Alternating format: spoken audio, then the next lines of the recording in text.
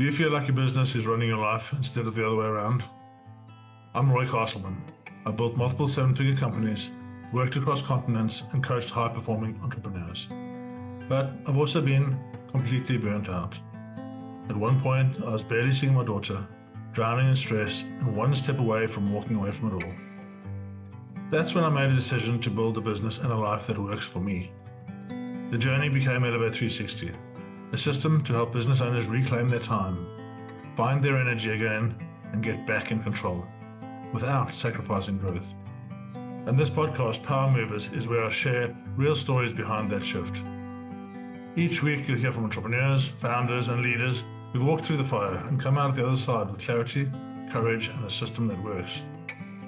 If you're ready to build a business that gives you more life instead of taking it away, you're in the right place. Good morning, good afternoon, good evening, wherever you are in the world. I'm here with Willie Blake. Hey, Willie, welcome to the podcast. Hey, Roy. Yeah, I expect this to be a really good conversation today. Yeah. So let's go back to Willie of old. Tell us where you grew up, how you became an entrepreneur, because that's what you are. Yeah. And what was that journey like?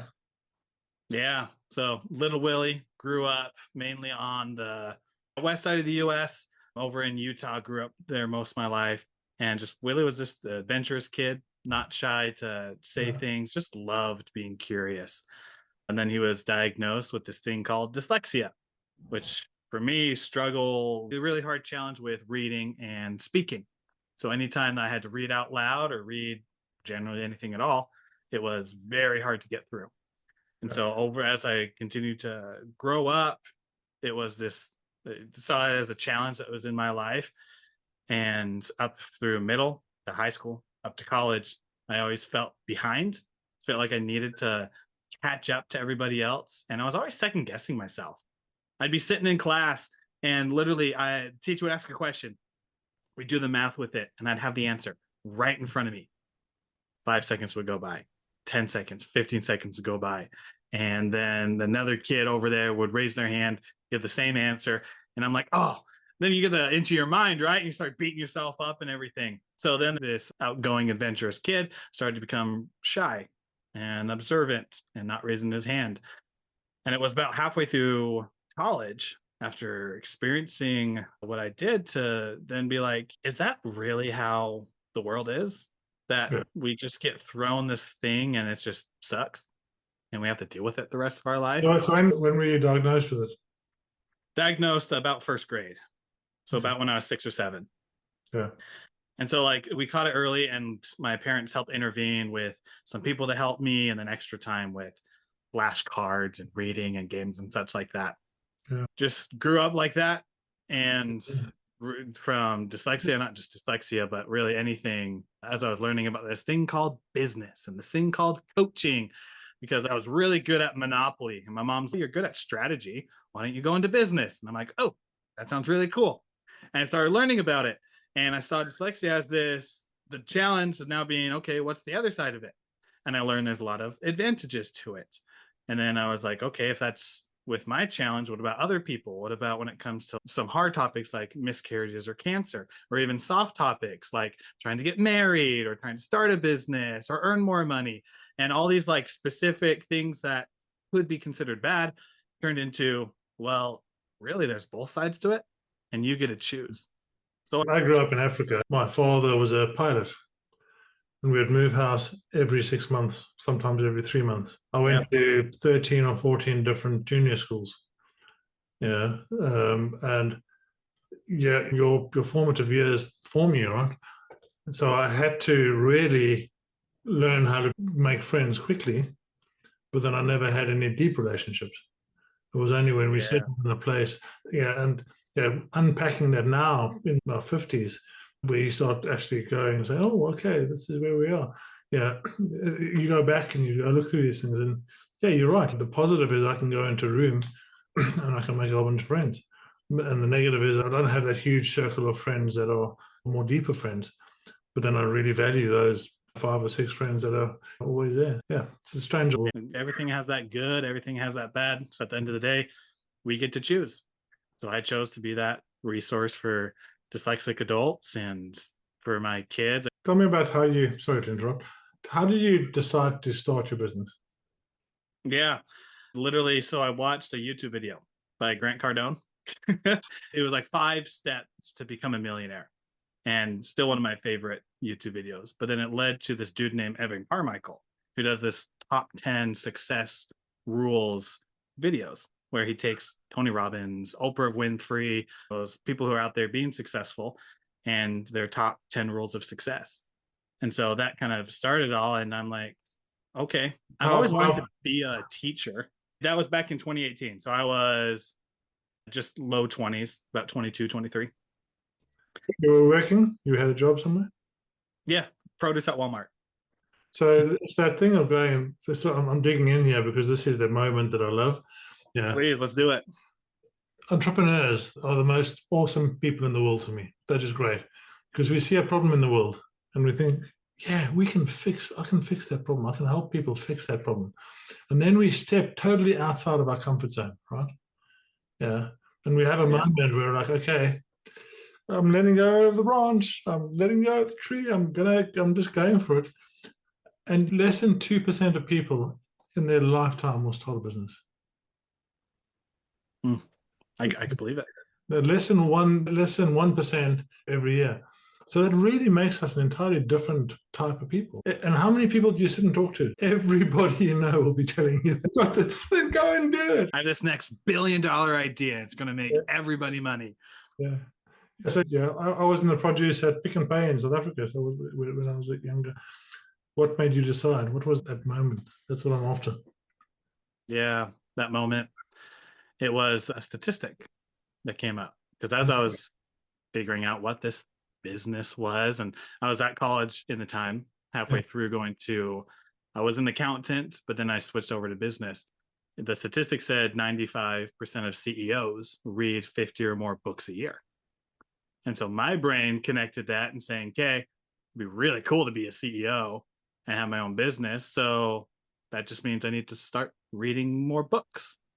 I knew that 50 was impossible, especially for a dyslexic who read maybe one book. But 12 book a month didn't seem bad. Grabbed that little note card that I have back in the school days, wrote 1 to 12 on it, went to my bookshelf, grabbed a small little book called Rich Dad, Poor Dad by Robert Kiyosaki, opened it to chapter 1 and started to read. And that's where it just all started to unfold. I have Audible and I've got thousands of books on Audible. My new favorite book is Who Not How. I haven't read that one. Who Not How. Just for business owners, it's really awesome because it's the way we think about growing our businesses. Yeah, this was I think it was written in 2020. And now we have AI and the Who can become AI. I'm just super excited about that. So you started your business. Tell me about the first year. I call it the baby phase, right? Yeah, you've just had a baby. Yeah. Baby phase, a lot of planning, put up spreadsheets, no clients at all. I was doing all the back work, making sure everything was perfect and in place. And I was talking about it for sure. I was like, I'm just this, because right now I'm not as specific with being a high performance coach for dyslexic professionals. Back then it was, I'm just this success coach. I want to help everybody become successful. And when you talk to everybody, nobody's going to listen. You're not talking to what actually hurts them and how to come up with solutions. And so, first year, 0 clients. Second year, 1 client. Very excited. It was my cousin. I mean, that's the other thing with entrepreneurs, right? Tenacity.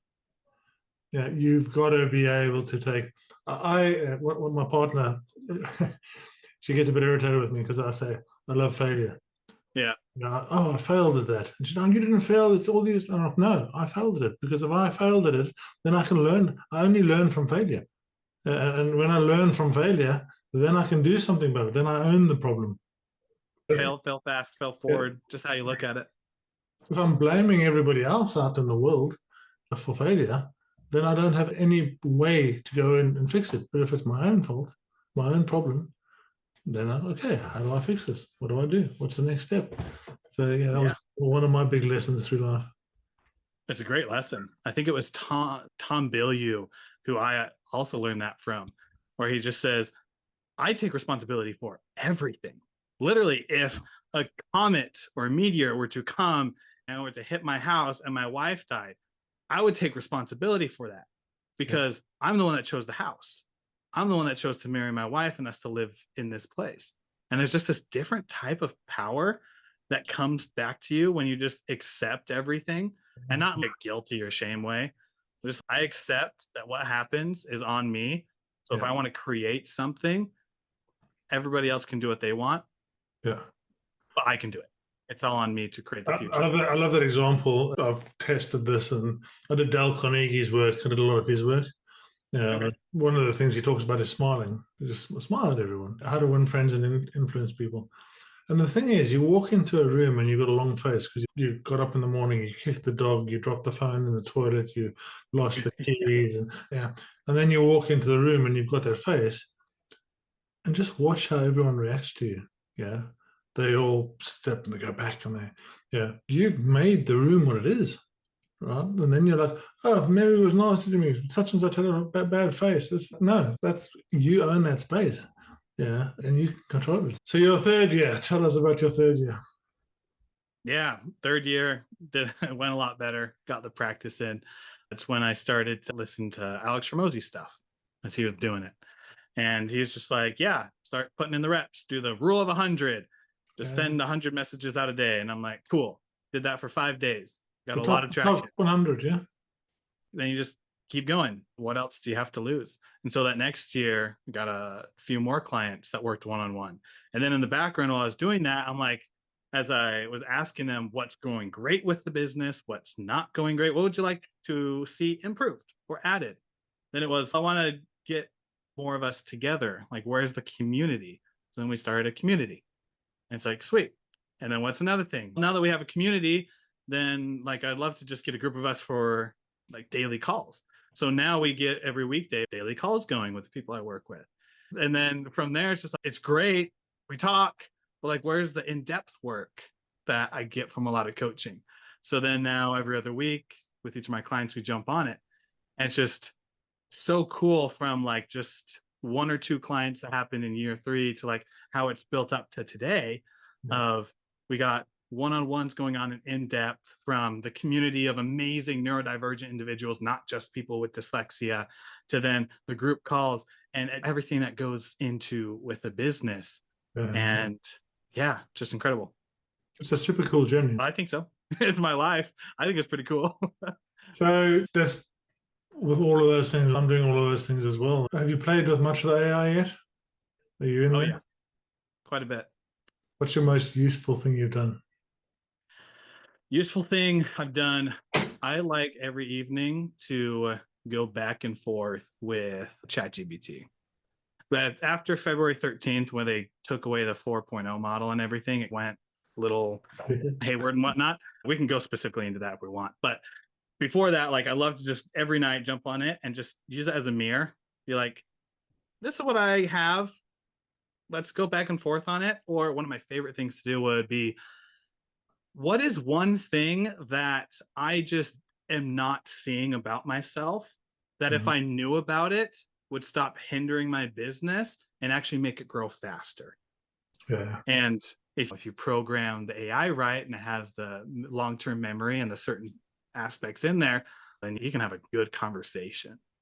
I just love using AI to help me self-improve because of course you got the capabilities of everything else, but for it to help me improve faster, that's one of the coolest capabilities I found.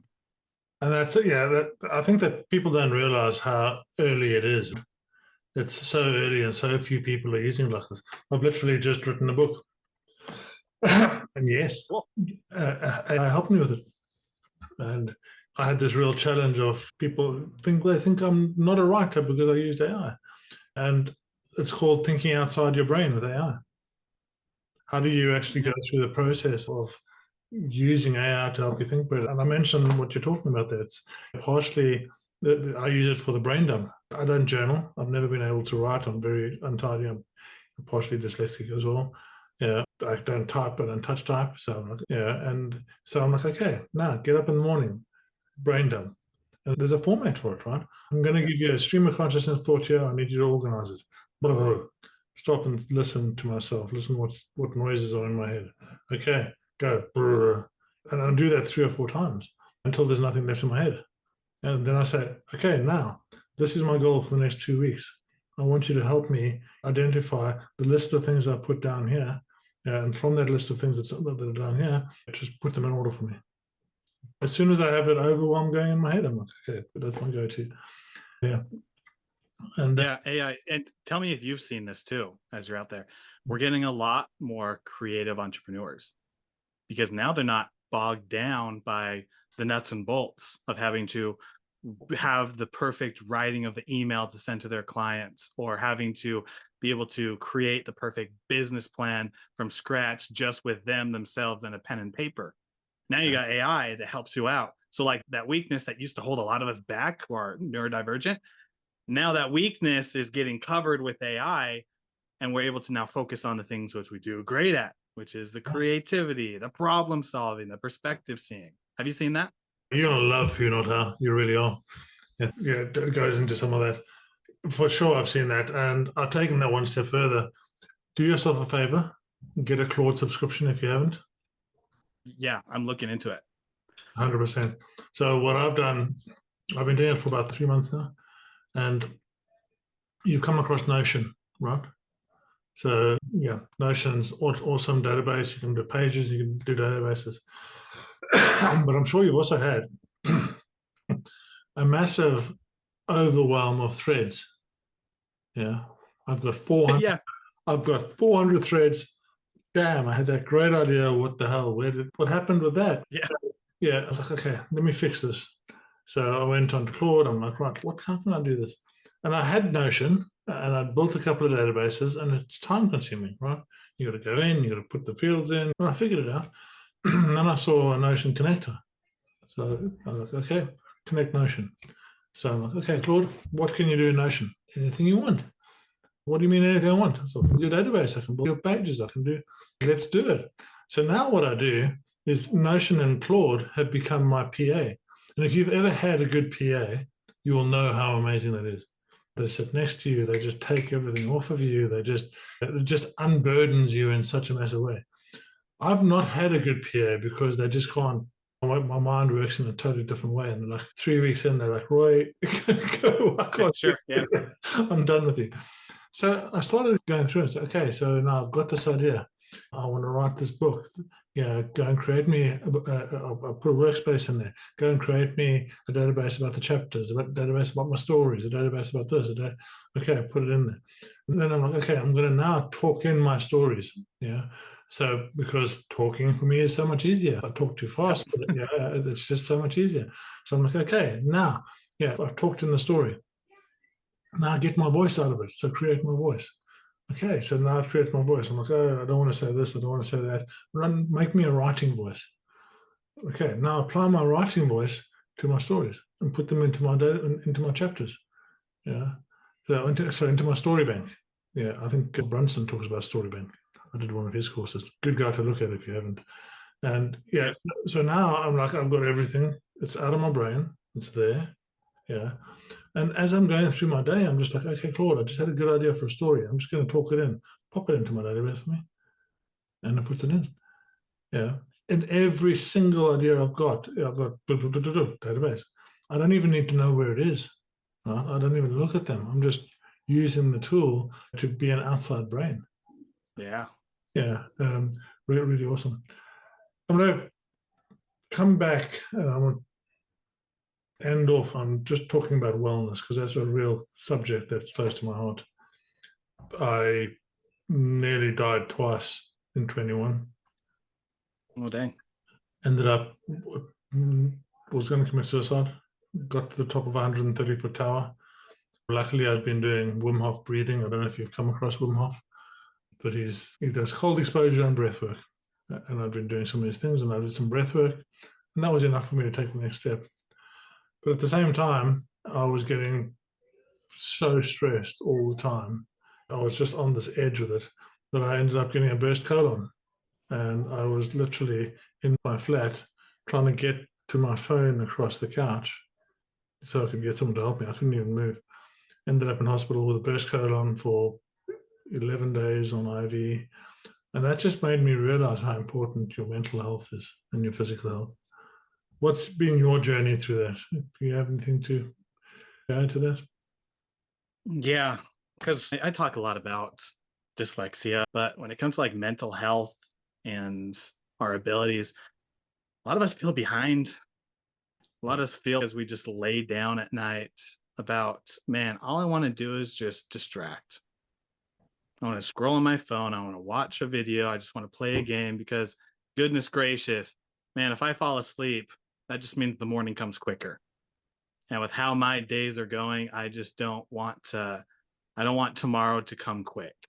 I want to be able to have some control of my life. I love that. Yeah, yeah. And it's hard. It is hard, especially when it happens every day. It's not just this happens to 10% of the days. Sometimes it's upwards of 50 or even more, 60 or 70. And so being able to like having that real sensation, you have those two people in my life that are not with us anymore. One was my cousin. We weren't that close at the time, but because of him, something shifted in me. Second one was my best childhood friend. Both of Yeah. them took their lives within a week of each other. And you know as well as I do, and for those of you who are listening who you have had these moments, you know the exact place, you know the exact time. I was over at my college in Utah, at Utah Valley, and I was standing in the business department. I had my friend, his name was Spencer, sitting next to me. I got the text from my mom telling me about what happened to my cousin. And I'm like, that just sucks. Then a week later, same department, probably 2 or 3 feet to the right, got a text from my mom again saying that my childhood friend also took his life.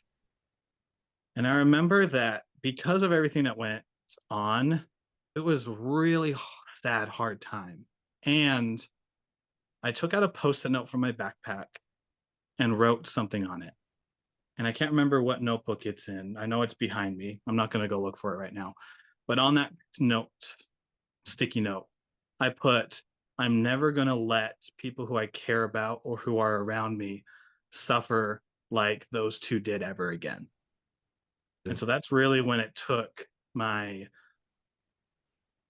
not just like my business, but everything that I do, brought it from now we're leading with the heart. Yeah. We're leading with why. Yeah. And my whole thing, if I could take my why to one word, it would be light. And over 6 years of having my one word just be light, which is the opposite of darkness, Yeah. I finally put an acronym to it, which it's love, inspire, gratitude, hope, and time. That's truly all that we have. Yeah. And now everything that I do, from implementing it into the strategies of business to just the relationships with my wife and my 4 kids, to the people that are around me, my neighbors, the acquaintances and the clients and the people I consider mentors, everything revolves around that. And it's those hard moments that some people take as trauma moments and then don't do anything with it. And their life continues to be mundane. And I'm just so grateful for past Willie of Yeah. just taking out that little sticky note and just writing down, I'm never going to let this happen to other people. Yeah. I'm going to be the hero if that's what needs to happen. Do it. Just figure out the system to, we're doing this from the heart. Yeah. We're starting on the inside and working outward. Good. I don't think we're going to top that. So let's end there. How do people get hold of you? What have you got to offer them? Yes. So best way to get a hold of me is to go to my website, coachwillieblake.com, and there you'll be able to find ways to connect with me on social media, as well as if you're a dyslexic professional or entrepreneur yourself, you can be able to work one-on-one. The gift that I have for you who are listening is my free ebook called Break 3, the 12 limitations that hold us back and how to break them. And it'll be right there, smack dab on the website that you can click and go grab.